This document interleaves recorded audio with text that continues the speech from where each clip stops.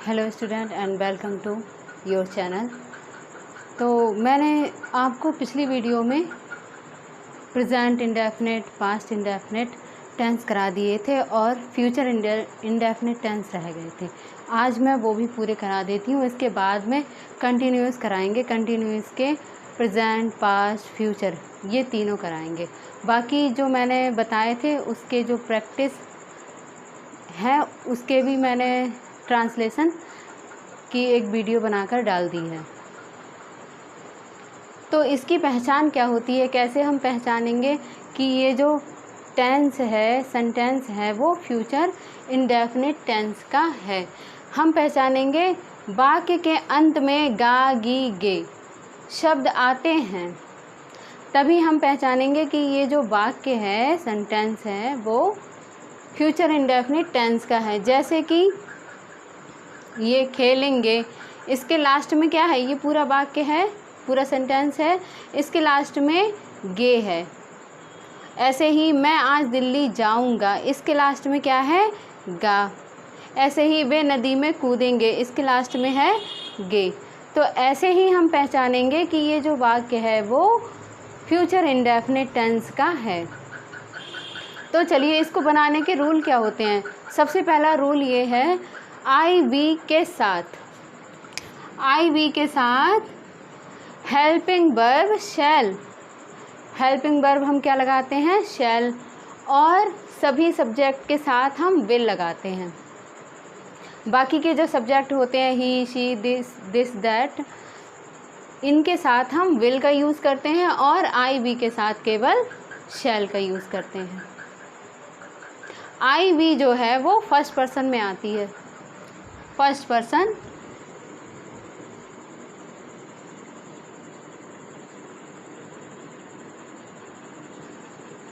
Person में आई और we. Second person में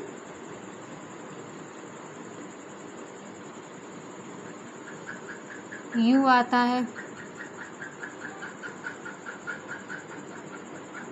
थर्ड पर्सन में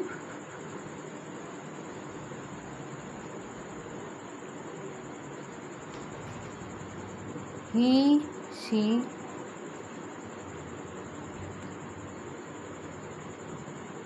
दिस, दैट। ये जो सब्जेक्ट बाकी के जो रह जाते हैं, दे, ही, she, it, this, that, they, ये जो सब्जेक्ट रह जाते हैं वो थर्ड पर्सन में आते हैं और बाकी जो केवल यू जो है वो सेकंड पर्सन में आता है। फर्स्ट पर्सन में आई और वी आता है। तो फर्स्ट पर्सन के साथ हम शैल का यूज़ करेंगे और बाकी सेकंड और थर्ड पर्सन के प्रोनाउन के साथ हम ही, शी, इट, दिस, दैट का यूज़ करेंगे। जैसे कि हिंदी में होता है प्रथम पुरुष, मध्यम पुरुष और उत्तम पुरुष, वैसे ही इंग्लिश में होता है फर्स्ट पर्सन, सेकंड पर्सन और थर्ड पर्सन। तो मैंने आपको बता दिया कौन कौन से पर्सन होते हैं। थर्ड होते हैं, फर्स्ट, सेकंड और थर्ड, इनमें कौन कौन से आते हैं इनको आप देख लीजिएगा। अब हम जानते हैं दूसरा रूल क्या है।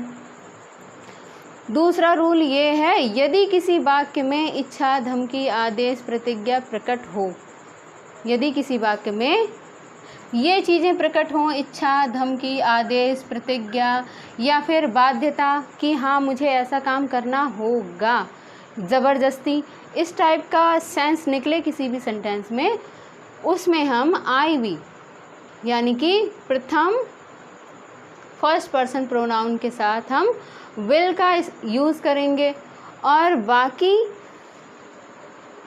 और अदर सब्जेक्ट हैं जैसे कि सेकंड पर्सन और थर्ड पर्सन के ये जो प्रोनाउन है इनके साथ हम शैल का यूज़ करेंगे।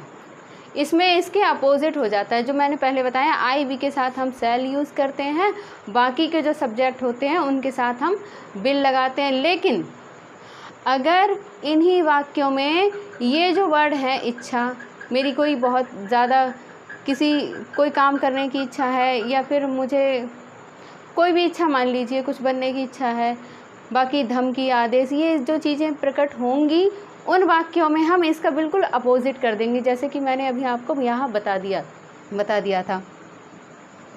अब इसके हम एग्जाम्पल देख लेते हैं। एग्जाम्पल में क्या है, आज हम क्रिकेट खेलेंगे। We shall play cricket today. यहाँ सब्जेक्ट क्या है, वी, हेल्पिंग वर्ब शैल। अब ये क्या है, ये फर्स्ट पर्सन प्रोनाउन है, इसीलिए हमने इसके साथ शैल का यूज़ किया है। यहाँ पे मैंने लिखा IV के साथ शैल लगाएंगे। फिर इसमें कार्य क्या हो रहा है, मतलब इसकी वर्ब क्या है, क्रिया क्या है, प्ले। प्ले मीन्स खेलना, यानी कि कार्य क्या हो रहा है, खेलने का। तो इसे, ये जो कार्य होते हैं उसे हम मेन वर्ब कहते हैं। तो मेन वर्ब क्या है, प्ले। ऑब्जेक्ट इसमें क्रिकेट है, बाकी ये कॉम्प्लीमेंट है। तो इसमें हमने शैल का यूज़ किया। मैं आज दिल्ली जाऊंगा। आई शैल गो टू दिल्ली। अब ये मैं, यानी कि ये भी फर्स्ट पर्सन प्रोनाउन है, तो इसके साथ भी हमने शैल का यूज़ किया, बाकी वर्ब की फर्स्ट फॉर्म और ऑब्जेक्ट। जैसे कि इसका मैं वो लिख देती हूँ आपको, फॉर्मूला जो होता है, सब्जेक्ट प्लस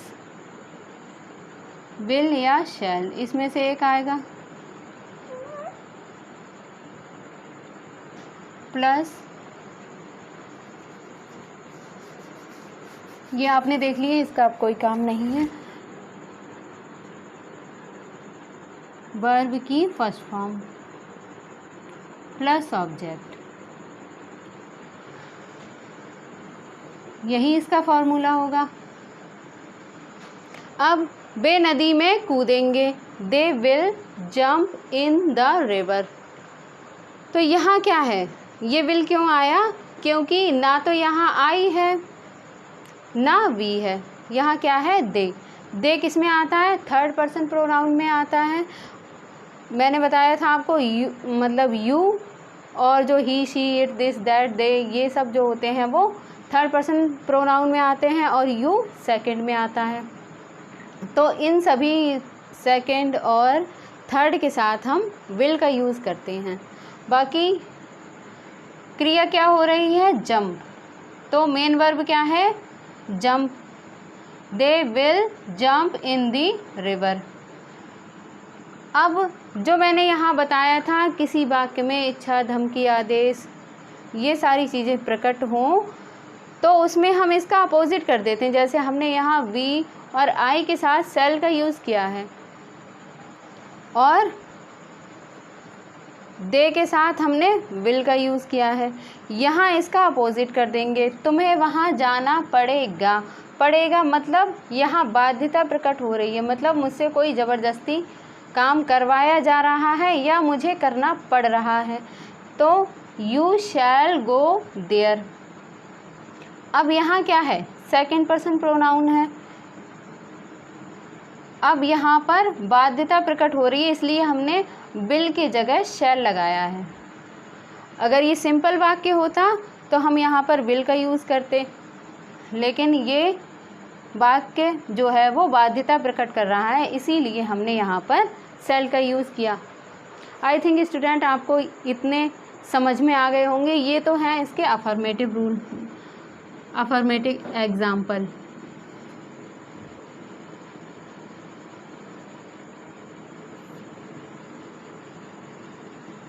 बाकी इसके नेगेटिव कैसे बनाएंगे हम, वो मैं इधर बना देती हूँ। ऐसे ही एक वाक्य ये है, मैं तुम्हारी सहायता अवश्य करूँगा। इसमें भी बाध्यता प्रकट हो रही है, सॉरी, इसमें इच्छा प्रकट हो रही है। आई विल हेल्प यू, ये क्या है, ये फर्स्ट पर्सन प्रोनाउन है। इसमें अगर सिंपल वाक्य होता है तो हम इस आई के साथ शैल का यूज़ करते हैं, लेकिन हमने यहाँ पर विल का यूज़ किया है और वर्ब की फर्स्ट फॉर्म, बाकी ऑब्जेक्ट। अब इसके नेगेटिव कैसे बनेंगे,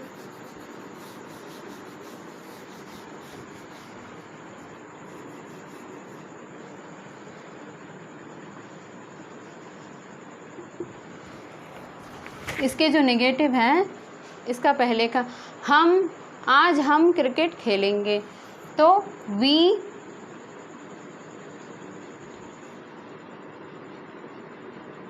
वी के साथ क्या आएगा? शैल, क्योंकि ये सिंपल वाक्य है। वी शैल नॉट, निगेटिव बना रहे हैं तो नॉट, आज हम क्रिकेट नहीं खेलेंगे, इसका ये मीनिंग होगा। We shall not play cricket today.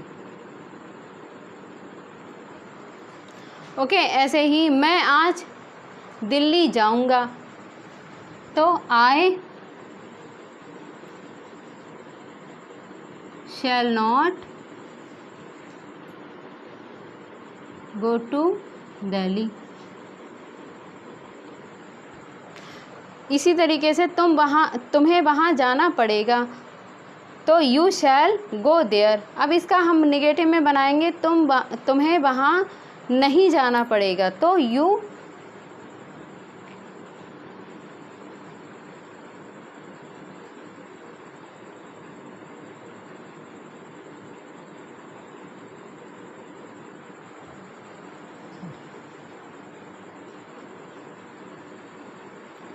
You shall not go there। इसमें क्या है? बाध्यता प्रकट हो रही है, इसीलिए हमने शैल लगाया। और नॉट आता है तो हेल्पिंग वर्ब के बाद तुरंत हम नॉट लगा देते हैं। इसका जो फॉर्मूला है वो ये होगा, सब्जेक्ट प्लस शैल या विल प्लस वर्ब की फर्स्ट फॉर्म प्लस ऑब्जेक्ट। अब अगर हमें इसी के इंट्रोगेटिव बनाने होंगे तो हम क्या करेंगे?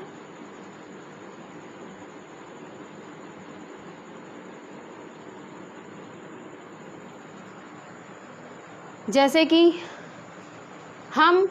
आज हम क्रिकेट खेलेंगे, तो इसका इंट्रोगेटिव बनाएंगे आज हम क्रिकेट खेलेंगे, या फिर आज हम क्रिकेट क्यों खेलेंगे। इसी तरीके से हम बनाएंगे ना इंट्रोगेटिव। तो यहाँ कुछ भी बना सकते हैं, क्या आज हम क्रिकेट खेलेंगे, यही बना दिया।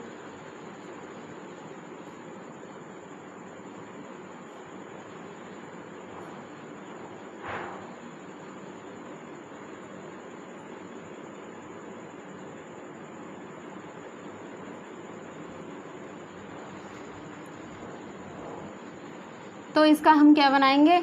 इसमें जो भी लगेगा विल या शैल, हेल्पिंग वर्ब वो सबसे पहले लग जाएगी। यहाँ हेल्पिंग वर्ब क्या आएगा?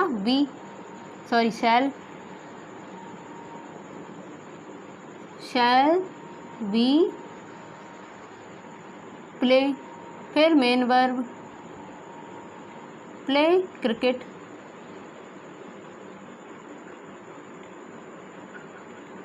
कब खेलेंगे? Today, question mark. अब अगर यही क्या, कब, क्यों, कैसे ये वर्ड जो बीच में आते हैं तो इसके पहले लग जाएंगे, हेल्पिंग वर्ब के पहले ये वर्ड लग जाएंगे। जैसे कि तुम्हें वहाँ क्यों जाना पड़ेगा, यही बता देती हूँ मैं। तुम्हें वहाँ क्यों जाना पड़ेगा, तो क्यों क्या है? Question word Y. अब क्या लगेगा? Helping verb. हेल्पिंग वर्ब इसमें क्या आएगा? यू के साथ हम क्या लगाएंगे? इस वाक्य में जो है वो बाध्यता प्रकट हो रही है, इसलिए हमें हेल्पिंग वर्ब शैल लगाना पड़ेगा। Why shall you go there, question mark. मैंने आपको फ्यूचर इंडेफिनिट के अफर्मेटिव, नेगेटिव और इंट्रोगेटिव तीनों तरीके के समझा दिए हैं। आई थिंक आपको समझ में आए होंगे। और अगर आप मेरे चैनल पर नए हैं तो मेरे चैनल को सब्सक्राइब करें। अगर मेरी वीडियो पसंद आए तो आप लाइक करें। आप जब चैनल को सब्सक्राइब करेंगे तभी आप तक दूसरी वीडियो पहुंचेगी। इसीलिए तो स्टूडेंट खुश रहिए, मुस्कुराते रहिए और पढ़ते रहिए। Good bye.